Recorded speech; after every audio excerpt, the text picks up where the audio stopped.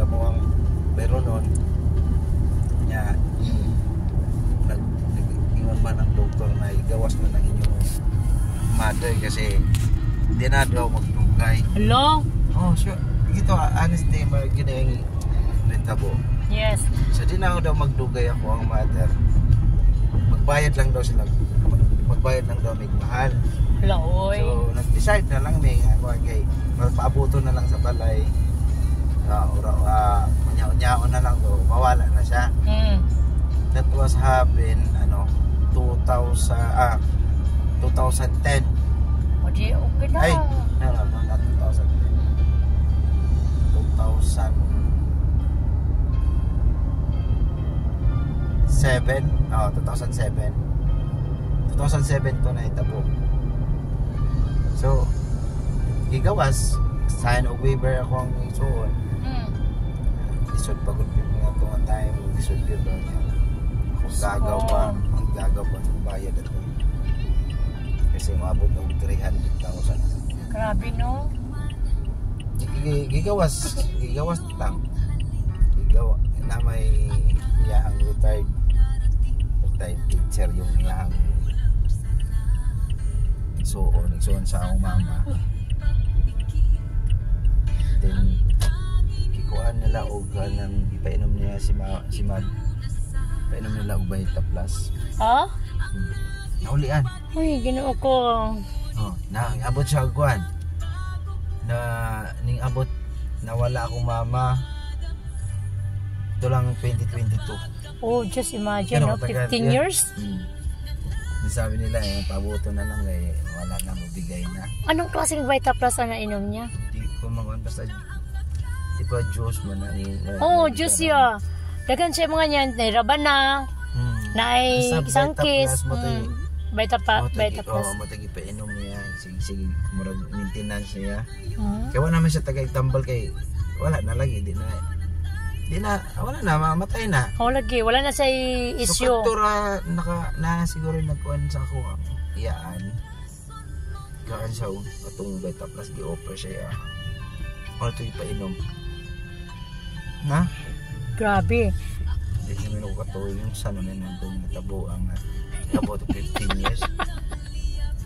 Tapos ang taning ilan na araw na lang. Pero mo. Ikuha na maganda siya. Taningan na siya. Ay, mga kapagsiw, naminaw mo sa among istorya sa akong migo. Ang yang nanay ko no, tinaningan na dito sa Doctor's Hospital sa Butuan City. Wala halong yan. Truth story daw talaga. 100% Pero mo, paminaw ka mo ha. Ang nakatabang daw is Vita Plus product. Grabe, kinilabutan jud ko. Kaya nga no, Vita Plus kasi ako user pod niya. Dealers din pod ko. Nya, na-stop ko kay siyempre di ba lalim maghanap og mga tao kasi may pagkamahal ba yung Vita Plus. Kalidad ba dako kayo? Grabe. Grabe po dahil niya gihatag na kuan. So, gibuhi pa ako. Ay, grabe, 15 years. Gibuhi pang iyang nanay, 2007. Nagpass away ang nanay niya is 2022. So, it means 15 years pa nabuhi ang tapos iyang mama. Grabe. Hindi na siya nagkakuan. Hindi na niya nagkasakit-sakit. Confine namin. After na-confine lang namin siya otro. Na-hit and run siya. O, diba? Dili sa sakit. Dili sa sakit. Hit and run. Imagine mga kapagsiw. Siya sa bahay yung nakabaga. True story yan ha. Oh my God, meron na akong ibabalita sa mga... Pero tunay talagang 100% ako niwala ko dun sa Vita Plus. Yes, power.